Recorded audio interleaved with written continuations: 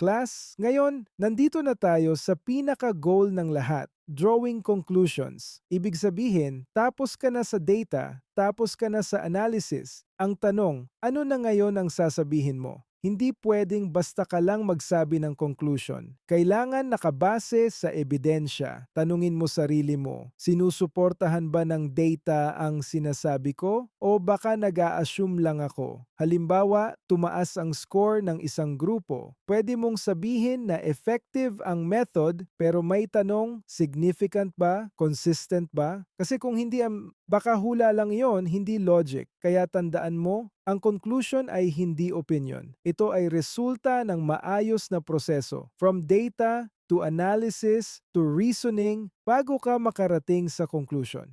So kapag nag-conclude ka, dapat kaya mong ipagtanggol. Ito ang nakita ko, ito ang ginawa kong analysis, kaya ito ang conclusion ko. Hindi feeling ko lang, kundi may basehan. Kaya nga ang tanong dito, hula o logic? Ikaw ang sasagot.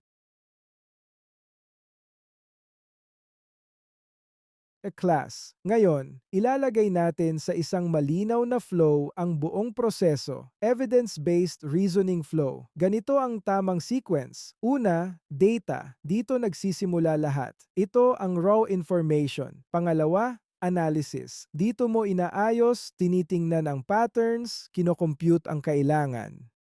Pangatlo, reasoning. Dito ka na nag-iisip. Ano ang ibig sabihin ng nakita mong results? At panghuli, conclusion. Dito ka na magsasabi ng final statement mo. Ngayon, ito ang importante. Hindi ka pwedeng tumalon agad sa conclusion. Hindi pwedeng ganito. Nakakita ka ng konting difference, conclusion agad. Mali iyon. Kailangan dumaan ka sa proseso. Data arrow, analysis arrow, reasoning arrow, conclusion. Parang pagluluto lang yan. Hindi ka pwedeng kumain agad kung hindi pa luto. At tandaan mo, kung mali ang data mo, mali ang analysis mo. Kung mali ang analysis mo, mali ang reasoning mo. At kung mali ang reasoning mo, mali ang conclusion mo. Chain reaction yan. Kaya dapat bawat step, maingat. At isa pa, kapag may tanong ka ulit, bumabalik ka sa data. Kaya nga may feedback loop. Hindi one-time process, kundi paulit-ulit hanggang maging malinaw. So again, hindi ito hula. Ito ay systematic na pag-iisip. From evidence to conclusion. Kaya tanong ulit, hula o logic?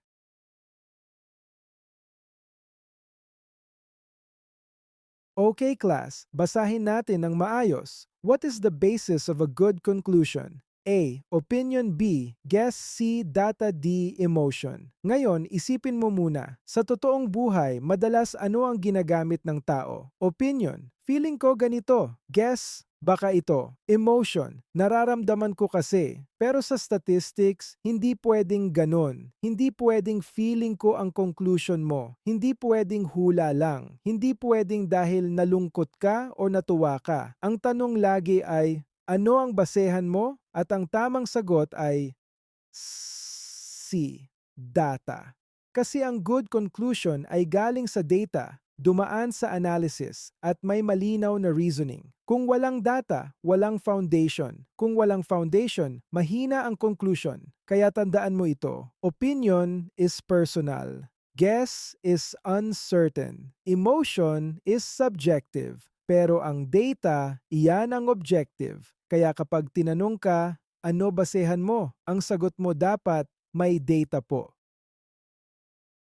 Class, ngayon, balikan natin ang pinaka-core ng lahat, evidence-based reasoning flow. Gusto ko malinaw ito sa inyo kasi ito ang ginagamit ng mga professionals, researchers, at kahit sa real-life decision-making. Hindi lang sa thesis, pati sa chismis. Dapat may ebidensya. May tatlong hakbang lang tayo. Una, data. Ito ang raw information. Ito ang nakikita mo, kinokolekta mo, at pinagmumulan ng lahat. Halimbawa, scores, survey results, observations. Kahit simpleng bilang, hindi yung bilang ng crush mo ha, dapat may record. Pangalawa, analysis. Dito mo pinoproseso ang data. Dito ka nagche-check ng patterns, nagko-compute, gumagamit ng statistics. Hindi pa ito conclusion. Ito ay pag-intindi kung ano ang nangyayari sa data.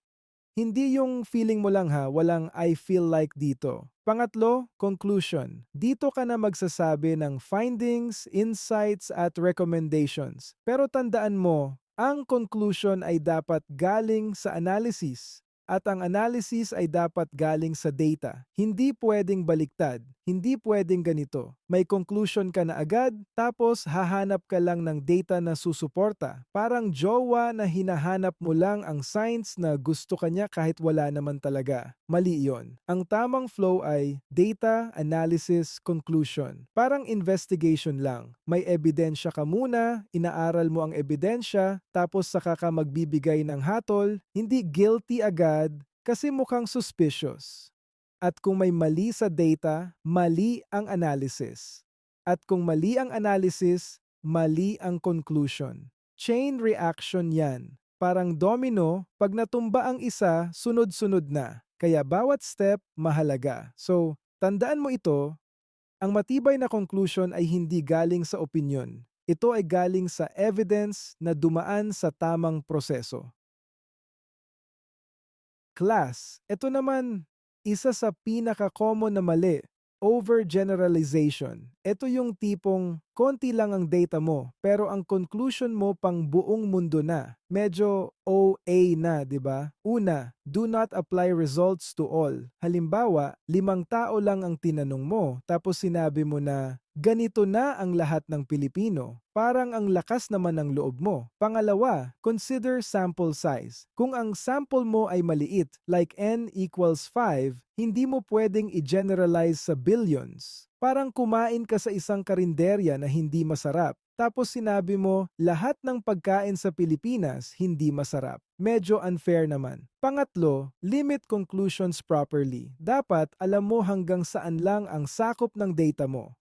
Kung students lang ang sample mo, huwag mong i-apply sa buong population. Kasi magkaiba ang context. Ito ang problema ng overgeneralization. Mali ang scale. Mali ang application. Parang maliit na bilog, ginawang buong mundo. Okay class, last check tayo. Medyo tricky pero kayang-kaya nyo na ito. Basahin natin ang tanong. What is overgeneralization?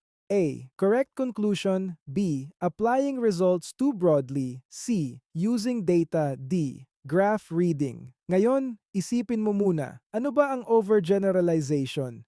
Ito yung sitwasyon na may maliit kang study. Tapos ang conclusion mo pang buong mundo na. Parang sinabi mo, nag-work ito sa 10 tao, so magwo-work ito sa lahat. Medyo too much naman. So tingnan natin ang choices. Correct conclusion? Hindi iyon kasi mali nga ang generalization. Using data? Hindi rin kasi ginagamit mo nga ang data pero mali ang application. Graph reading? Hindi iyon ang issue. Ang tamang sagot, B. Applying results too broadly. Class, ito na. Summary na tayo. Ito na yung buong kwento ng lesson natin. Una, read, interpret, then conclude. Hindi pwedeng basa lang. Hindi pwedeng conclude agad. Kailangan may proseso. Binabasa mo muna ang data, iniintindi mo kung ano ang ibig sabihin, bago ka magbigay ng conclusion. Pangalawa, check significance. Hindi lahat ng difference ay totoo. Minsan mukhang may epekto, pero chance lang pala. Kaya lagi mong tanungin, significant ba ito?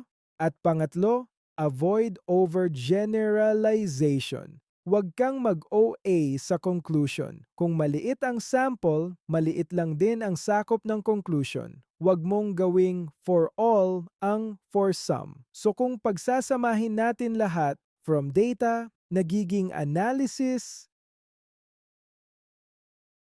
hanggang makarating sa decision. Hindi ito hula, hindi ito feeling. Ito ay from data to decision. At kapag nasunod mo ito, hindi ka lang marunong magbasa ng graph, marunong ka ng mag-isip.